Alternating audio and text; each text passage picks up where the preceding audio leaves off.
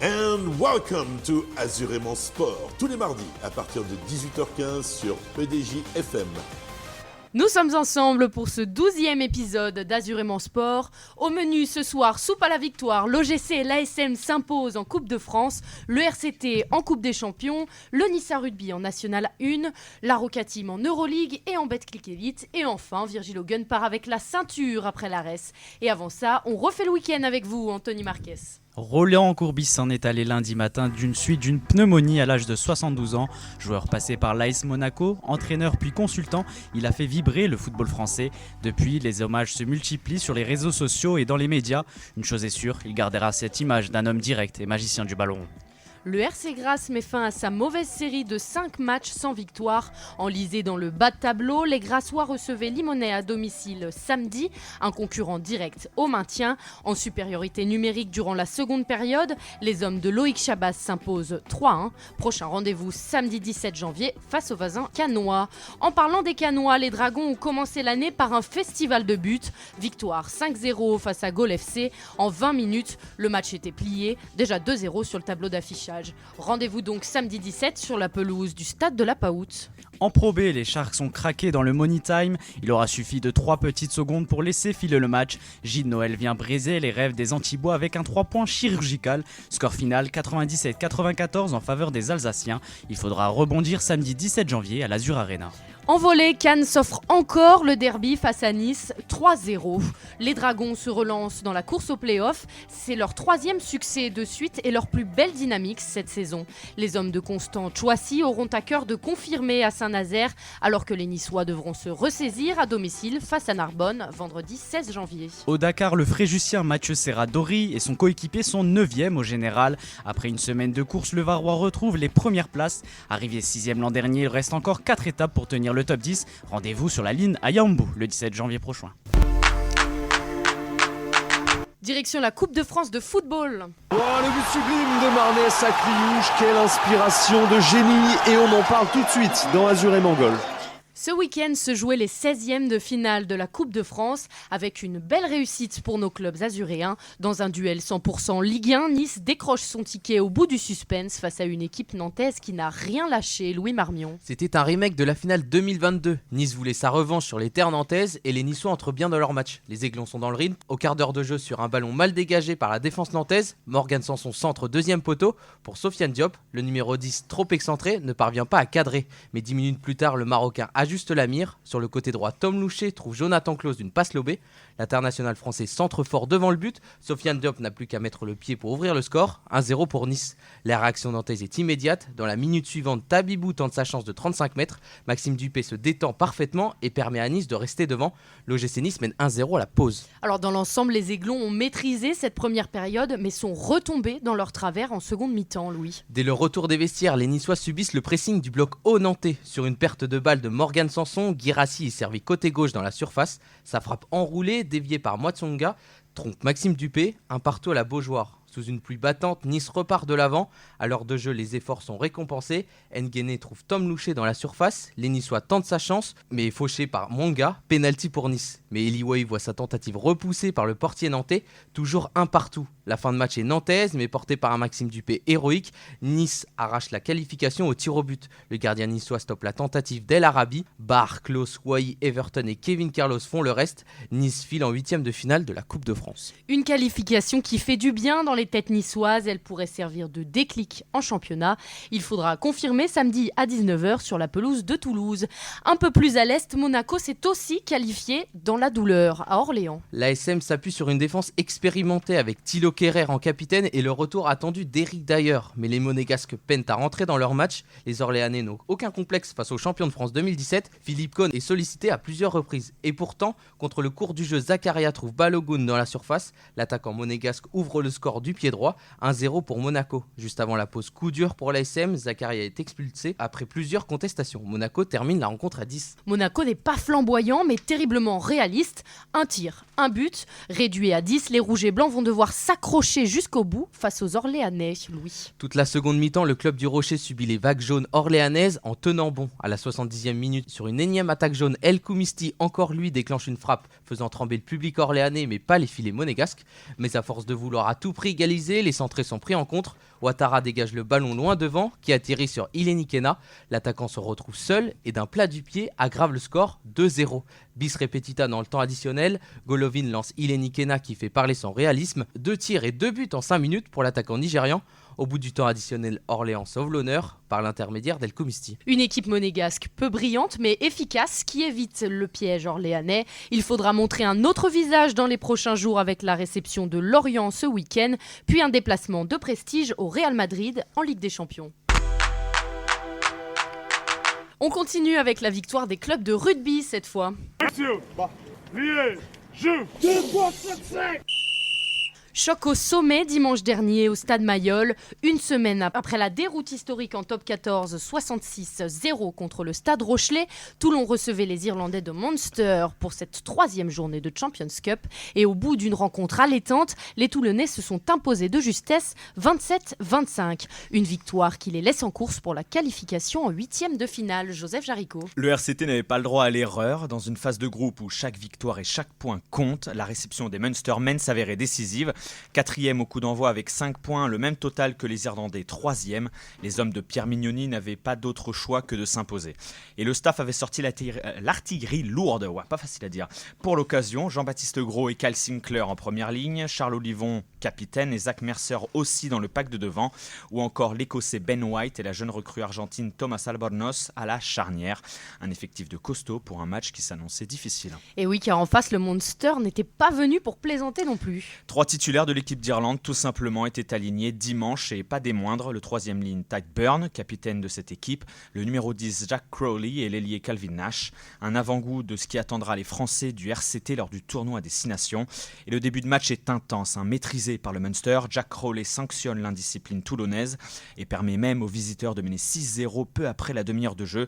Toulon galère, balbutie et manque même de se faire punir à la 20e minute après un ballon cafouillé dans les 22 mètres irlandais. Heureusement pour les locaux, Gaël Dréan parvient à sauver la maison après une course folle de 80 mètres. Juste avant la mi-temps, Marius Daumont récompense la bonne fin de première période varoise. L'arrière inscrit un essai face à 14 Munstermen suite au carton jaune de Tadhg Beirne et s'est transformé. Toulon mène d'1 point à la pause. Et en supériorité numérique, Toulon appuie et concrétise une nouvelle fois au retour des vestiaires. Dès la 45e minute, un Ben White s'échappe proche des lignes et creuse un premier écart, 14-6. Mais de suite revenu à 15 contre 15, le match s'emballe.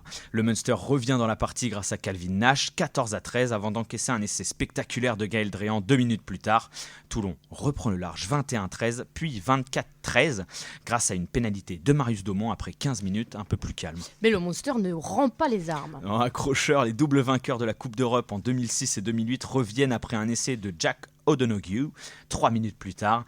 Un essai lourd de conséquences pour le RCT puisque Charles Olivon écope d'un carton jaune sur l'action et doit laisser ses coéquipiers 10 minutes. Les Irlandais poussent et passent devant à 8 minutes de la fin après un essai de Tom Farrell, 25-24, c'est super haletant. Mais à domicile, les Varois ne lâchent rien et récupèrent une pénalité face au poteau. Marius Daumont ne tremble pas et redonne l'avantage à Toulon à la 76e minute. Auteur d'un 100% au pied et d'un essai, l'arrière français a été déterminant dans le succès varois. Car le Munster ne jettera pas un froid sur le grand soleil toulonnais. Le RCT s'impose 27-25 et se replace pour la qualification en 8e de finale. Seul ombre au tableau tout de même, Toulon n'est pas parvenu à inscrire l'essai du bonus malgré une dernière opportunité sur la sirène. Avec cette victoire, le RCT monte à la 3e place à 2 points de la première occupée par les Anglais de Basse.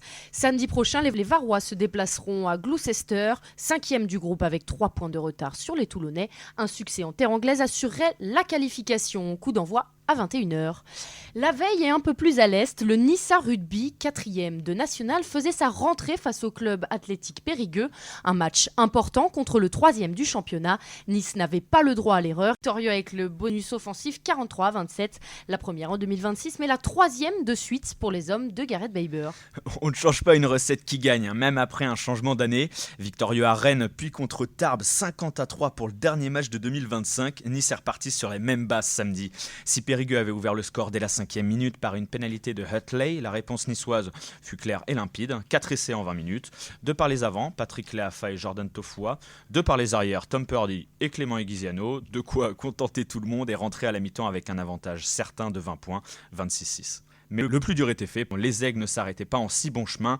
3 minutes après le début de la 2e période, le demi de mêlée Guillaume Rouet donner plus d'ampleur au score après un très beau mouvement niçois, 33-6. Malgré une réaction périgourdine avec l'essai de Camus à la 47e, les Rouges et Noirs continuaient de pousser et achevaient les derniers espoirs visiteurs peu avant l'heure de jeu, après un essai en puissance de Stripoli. 34-13 pour les locaux qui se relâchent un peu en fin de match. Avec 6 essais niçois contre 1 pour le Cap, le bonus offensif était déjà protégé et les Niçois ont un peu baissé le pied, sans trembler, même à 14 contre 15 après le carton jaune de Waïsea Nayakalevu pour un plaquageau et même après l'essai de Piaton à la 63e minute, ramenant Périgueux à 34-20. Si les visiteurs s'enorgueillissaient un peu en cette fin de match, Nice accélérait une dernière fois pour définitivement mettre fin au suspense. Après une superbe percée plein axe de Clément Eguiziano, Baptiste Lafont héritait du ballon sur l'aile et poussé jusque dans le but pour le 7e essai. Un dernier essai visiteur par Falatea à cheval spectacle, score final 43-27, une victoire avec la manière pour bien débuter l'année. Et si les Niçois évoluent à ce niveau toutes les semaines, eh bien ce serait une bonne résolution s'ils veulent remonter en Pro D2 en fin de saison. À la fin de cette 15e journée, le Nice Rugby est 3e de national avec 53 points, tout comme Albi 2e. C'est Narbonne qui est en tête avec 55 points. Samedi prochain, les Aigles enchaînent à domicile avec la réception de Bourgoin-Jallieu, premier non relégable du classement. Sur les parquets, la Roca Team continue sur sa bonne lancée. 3 Mike James. C'est parti pour Azurément Clutch. En Euroleague, Monaco a fait la belle affaire en s'imposant sur le parquet de Valence, une équipe en forme dans la compétition. Une 5e victoire de rang en Europe pour les hommes de Vassilis Panoulis, Alexis Navarro. En Espagne, les Monégasques ont confirmé leur forme du moment dans un duel au sommet. La bataille est livrée d'emblée entre les deux formations et c'est Valence qui prend l'avantage à la fin du premier quart-temps, 28-26. Mais les Monégasques ont rapidement rectifié le tir et repris le dessus sur les Espagnols impuissants face au rythme imposé. L'engagement de Terry Tarpé sur les duels et la réussite de Mirotic ou encore de Blossom Game ont enseveli Valence et à la mi-temps, Monaco domine 53-42. Jusqu'au temps fort de Mike James en seconde période. Cette victoire, c'est le fruit d'un collectif en forme et bien huilé. Au retour des vestiaires, Alpha Diallo a fait preuve d'une efficacité hors pair et relancé Monaco. Ensuite, c'est évidemment Mike James qui s'est davantage montré. Distributeur de caviar comme à son habitude, l'Américain a également inscrit un 3 points magistral, 72-58. Relancé lors du dernier quart-temps, le Serbe Nedovic a inscrit des points décisifs pour maintenir l'écart avec l'adversaire. Au fil de la rencontre, l'AS Monaco a réussi à contenir le réveil de l'équipe poussée par son public et conclut une 5e victoire de rang en Euroleague, la 4e à 100 points ou plus, une démonstration offensive. Une belle victoire qui prouve que la saison de Monaco est définitivement lancée. En Betclic Elite, ce week-end, l'AS Monaco a poursuivi sur cette dynamique et conforté sa place de leader du championnat, mais sans forcément briller face à son adversaire lorrain, Alexis. Exactement, à Nancy, la Roca Team en revanche n'était pas forcément en mode Euroleague, ce n'était sans doute pas le match le plus abouti ni des plus exemplaires, mais Monaco a tenu son rang et signé un 8e succès consécutif, toutes compétitions confondues. Même si Monaco a été peu mis en difficulté au final, les hommes de Vassilis Panoulis n'ont jamais su étouffer l'adversaire. Sans Daniel Theis et Mike James, Monaco s'en est remis à sa star Mirotic, 23 points et 6 rebonds pour lancer la machine. Blossom Game a lui aussi fait souffrir la défense nancéenne en première période. Et pourtant, à la mi-temps, l'écart est minime entre Monaco et Nancy, n'est-ce pas Alexis ? En effet, et pour cause encore une fois, trop de déchets au rebond, Nancy a signé 16 rebonds offensifs dans cette partie et l'équipe est revenue au coude à coude à la mi-temps, 41-42. Au retour des vestiaires, Michino a remis Monaco à l'endroit et appuyé son avantage de 69-58 à la fin du troisième quart-temps. Okobo et Bégarine, 16 et 13 points, ont fini par porter l'ultime coup de massue sur la tête des Lorrains. Monaco s'est imposé au final 79-93 et reste net leader de Betclic. En remportant son 8e déplacement de la saison en championnat, Monaco termine la phase aller invaincu à l'extérieur. Et les Monégasques retrouvent les parquets dès ce soir à 19h avec la réception à Gaston Médecin de Gravelines Dunkerque. Le MMA s'est invité à Nice pour le compte de la 37e édition de l'Ares Fighting Championship. 16 combattants se sont affrontés au Palais Nicaïa un an après la première organisation de l'événement à Nice. C'était l'occasion pour le Niçois Virgil Hogan de défendre sa ceinture dans le main event. Une soirée remplie de spectacles pour les arts martiaux mixtes. Anthony. C'était la soirée à suivre pour les amoureux de sport de combat à Nice. Avec 2 oppositions annulées, ce sont 16 athlètes qui se sont donné rendez-vous dans l'octogone lors Lors de la précédente édition au Palais Nicaïa, c'est le Niçois Axel Sola qui s'était imposé. Et pour cette édition, c'est Virgil Haugen qui combattait pour défendre son titre de champion dans sa catégorie. L'Azuréen était encore invaincu avant son affrontement. Il devait se mesurer au Brésilien Henrique Shigemoto. Les deux athlètes s'étaient d'ailleurs affrontés il y a de ça 2 ans où le Niçois l'avait emporté. Virgil Haugen remettait sa ceinture en jeu dans le main event obtenu en novembre 2024, mais d'autres Niçois étaient présents. Plusieurs combattants avaient à cœur d'être ici à Nice et dès le début de soirée, dès l'après-card, là où s'affrontent les jeunes prospects de cette discipline, c'est Sofiane El Fatni qui représentait Marseille mais a également vécu à Nice. À 26 ans, il a combattu 3 fois en professionnel, 3 victoires. Mais pas pour ce soir, face à Andriy Mizuk, Sofiane El Fatni n'a pas su démontrer toute sa puissance et les arbitres ont tranché en faveur de l'Ukrainien. La carte préliminaire a vu Johnny Abdoulaye et Arif Krasniki remporter leur combat. La carte principale était-elle au rendez-vous ? Eh bien Lisa, on a eu de très beaux combats au Palais Nicaïa. Les Niçois ont répondu présents et ont mis l'ambiance dans cette salle. D'ailleurs, 2 combattants de la Boxing Squad à Nice étaient présents ce soir. Sofiane Boukichou devait également être de la partie, mais le Niçois a été contrôlé à un produit dopant. C'est d'abord le Marseillais Elias Giroun qui s'est mesuré au Brésilien de 39 ans, Antonio Roberto. 45 secondes, c'est ce qu'il lui a fallu pour remporter son combat. Le Brésilien voulant l'amener au sol, s'est vite pris au piège d'Elias Giroun qui remporte l'affrontement. Et alors là, le public est chaud, mais il attendait qu'une chose, le combat de Virgil Haugen. C'est exactement ça, Lisa, c'est l'effet main event. Virgil Haugen combattait à nouveau pour défendre son titre de champion devant ses collègues d'entraînement Alex Sola et Manon Fiorot. Mais surtout, il est à domicile, le Niçois devait l'emporter. Et dès son entrée, le public l'acclame et eut son adversaire. Après un an sans combat, le Français était déterminé à retrouver la cage. Dès le premier round, Virgil Haugen est très actif, contrairement à Henrique Shigemoto. Le Brésilien contre plutôt bien les coups du Français et s'autorise même quelques provocations. Quant à lui, le Français est plutôt concentré et continue dans cette bonne dynamique au deuxième round. Le public entame même une Marseillaise pour le soutenir. Un duel plus que physique, une vraie opposition mentale. Puis le troisième round débute. Le Français contre l'attaque d'Henrique Shigemoto et arrive à l'amener au sol. Virgil Haugen est sur son terrain, sa spécialité, et maîtrise le Brésilien par un étranglement arrière. Le sudiste remporte donc son combat, il reste champion dans sa catégorie et tout la reste est debout. 9 matchs, 9 victoires pour le Niçois et surtout une réussite pour son premier combat à domicile. Virgil Haugen veut combattre avec les meilleurs, il est prêt à rejoindre son collègue Axel Sola à l'UFC, la meilleure ligue actuelle en MMA. Il est temps de passer au quiz du chef. Vous connaissez la formule, one shot, une question par personne et on reste avec toi, Anthony. On a terminé ta chronique en parlant du Niçois Axel Sola. Il a annoncé son prochain combat. Peux-tu me dire quand est-ce que ce sera ? Alors là, tu me prends par KO, hein. J'ai pas du tout la réponse. Je vais te dire au pif, hein. On va dire dans 2 mois. 2 mois, alors attends, faut que je compte. On est combien ? On est le 13. 13 juin. 13 janvier. 13 juin. janvier, pardon. Oui, bah. Alors presque, Mars. c'est à peu près 2 mois. C'est effectivement au mois de mars. Ce sera le 21 mars à 21 l'UFC mars. Londres. On retient le rendez-vous, voilà. On retient le rendez-vous, on suivra ce combat pour le retour d'Axel Sola sur la scène de l'UFC. On continue avec Joseph Jaricot. Petite question statistique. En top 14, sur la saison en cours, Oui, on parle du RCT. bien sûr. On est bon, on a posé le cadre. Ça me va. Combien de points inscrits par Marius Demont ? Sachant qu'il a commencé à buter récemment, je sais pas, je dirais 30 points. Un peu plus. C'est un juste prix Oui. 35, Un peu plus. 50, Beaucoup moins. 40. Non, c'était 37. J'étais pas trop mal, j'étais pas trop mal. C'était pas trop mal. La première réponse était pas si mal. C'était un essai, 4 buts et 10 transformations. On va compter. Eh oui. Alexis, tu nous as dit dans ta chronique que Michino avait remis Monaco sur les rails face à Nancy. Combien de points a-t-il inscrit dans cette rencontre ?